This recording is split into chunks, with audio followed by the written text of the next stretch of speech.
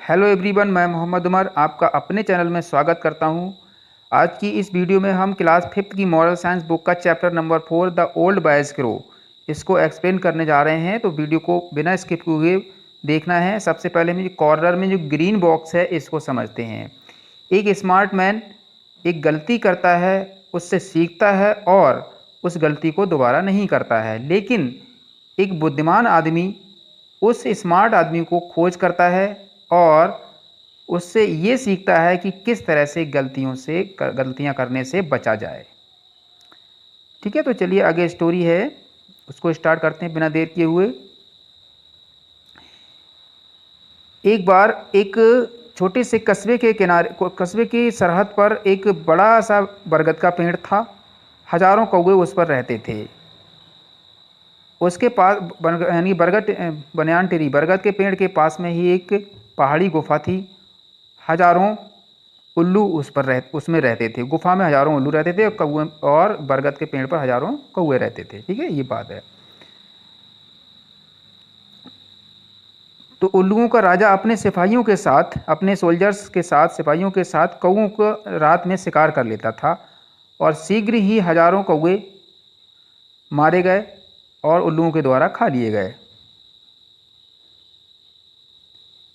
इसका एक मेन जो रीज़न ये था कौवों के, यानी कि इतनी तादाद में इतने बड़े स्केल पर कौवे मारे जाने का एक मुख्य कारण ये था कि वो रात के समय देखने में अनेबल होते हैं, मतलब असमर्थ होते हैं रात के समय में देखने में। कौन? कौवे। जबकि उल्लू नॉक्चरल होते हैं। नॉक्चरल मीन्स वो जीव जंतु जो रात में देख सकते हैं और रात में चलते फिरते उड़ते हैं, रात में अपने शिकार के लिए निकलते हैं। उन पक्षियों को नॉक्चरल कहते हैं। तो आउल जो होते हैं, उल्लू, वो नॉक्चरल होते हैं जो आसानी से देख सकते हैं कि रात के समय में कौवे किधर बैठे हुए हैं। तो इस वजह से जो है वो कौवों को आराम से शिकार कर लेते थे। दुर्भाग्य से कौवे जो हैं वो असमर्थ थे और वो अपनी जान बचाने के लिए दूर तक उड़ भी नहीं सकते थे। ये सिचुएशन ये स्थिति इस हद तक बढ़ गई कि हजारों कौवों की जिंदगी के नुकसान को कौवों का राजा सहने में असमर्थ था। असहनीय हो गई थी उसके लिए। कौवों के राजा के लिए स्थिति ऐसी बढ़ गई थी, हजारों कौवों के जीवन के नुकसान सहना उसके लिए असहनीय हो गया। और एक दिन उसने मीटिंग बुलाई डिस्कस करने के लिए कि कोई रास्ता निकाला जाए इस स्थिति से लड़ने के लिए और इस कंटिन्यू चलने वाली आपदा को दी एंड करने के लिए, कंटिन्यू चलने वाली आपदा का खात्मा करने के लिए। इस वजह से उसने एक मीटिंग बुलाई।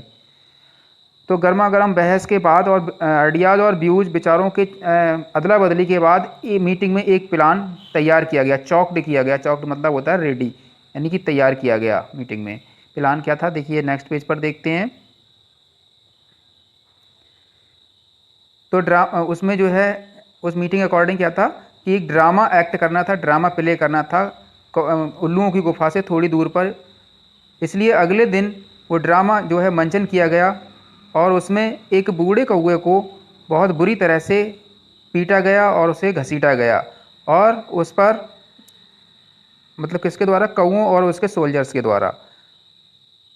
अब वो अधमरा दिखाई देने लगा। उसके ऊपर बकरी का खून छिड़का गया, उसकी बॉडी पर, कौवे की बॉडी पर बकरी का खून छिड़का गया। तब उसे जो उल्लुओं के सोल्जर्स थे, सिपाही थे, उनके द्वारा उठा लिया गया। क्यों उठाया गया? क्योंकि ये जो है एक सलाह दी थी एक सीनियर मिनिस्टर ने। वो उल्लुओं की कैबिनेट मंत्रिमंडल में से, उल्लुओं के मंत्रिमंडल में से एक जो सीनियर मिनिस्टर था उसने ये सलाह दी, इसलिए ऐसा किया गया। इस मिनिस्टर ने उल्लुओं के राजा को बताया कि महाराज, ये जो बुरी तरह से जख्मी कौवा है ये हमारे फेवर में अपनी जो मंत्रिमंडल है उसमें बोला। उसने बताया कि ये अपने जो कौवे के मंत्रिमंडल है उसमें हमारे फेवर में बोला, हमारी तरफ से बोला। उसने ये कहा कि हम जो हैं, यानी कि उल्लू, हम ज़्यादा इंटेलिजेंट हैं, उनसे ज़्यादा सुपर हैं, ज़्यादा मैनेज्ड हैं और अच्छी तरह से स्ट्रांग हैं, बेटर हैं। ठीक है, इसलिए हमको उल्लुओं यानी सभी पक्षियों के राजा के रूप में जाना जाए। इस वजह से इस बेचारे पर जानलेवा हमला किया गया। हमें इसके घाव और इसकी चोटों को भरने के लिए इसकी मदद करनी चाहिए। ये किसने कहा? उल्लुओं के राजा ने ये कहा। ठीक है, और इसके बाद हम इसका यूज करेंगे। हम ये जो नॉलेजेबल है यानी कि ज्ञान के योग्य जो कौवा का टैलेंट है उसको हम कौओं के साम्राज्य को नष्ट करने में, समाप्त करने में इसका यूज करेंगे। यूटिलाइज मीन्स होता है यूज करना, प्रयोग करना।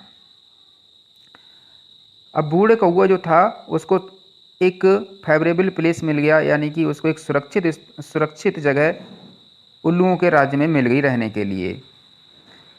ज़्यादातर मिनिस्टर उसके फेवर में थे, यानी कि कौवे के इस बात के फेवर में थे, लेकिन एक दो जो थे वो उसके अपोजिशन में थे। उन्होंने कहा कि ये हमारे जो है दुश्मनों में से है, या फिर हमारे दुश्मनों के कैंप में से है।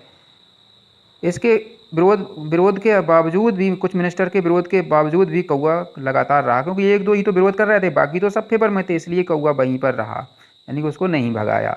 अंत में क्या होता है, जब दिन का समय था, सारे उल्लू देखने में धूप की वजह से अनेबल थे, देखने में कुछ भी देखने में अनेबल थे, असमर्थ थे। तब जो जख्मी दिखने वाला कौवा था उसने हजारों लकड़ियों का ढेर उस गुफा के मुंह पर लगा दिया, उस गुफा के गेट पर लगाया और उसमें आग लगा दी। तो ये इसमें जो फ्लेम्स थी, फ्लेम्स लैपटॉप, फ्लेम्स का मतलब होता है ज्वाला लपटें, आग की लपटें। तो आग की लपटें ऊंची ऊंची खूब उछलीं और जितने उल्लू थे, किसके, यानी सारे उल्लू, सभी उल्लुओं के राज्य के सारे उल्लू जलकर राख हो गए, कोई भी उल्लू नहीं बचा, सब जल गए।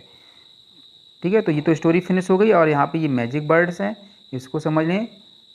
नेवर ट्रस्ट योर एनिमी, अपने दुश्मनों पर कभी भरोसा ना करें और उनको अपने घर में रहने की कभी भी आज्ञा ना दें, कभी भी अनुमति ना दें। तो ये मैजिक बर्ड से हम कह सकते हैं, अगर कोई पूछता है कि आपको क्या सीखते हैं इस स्टोरी से, तो ये हम बता सकते हैं कि हम ये सीखते हैं। ठीक है, तो चलिए ये तो स्टोरी फिनिश हुई। अब नेक्स्ट वीडियो में हम इसकी एक्सरसाइज सॉल्यूशन के साथ मिलते हैं। तब तक के लिए thank you, have a nice day.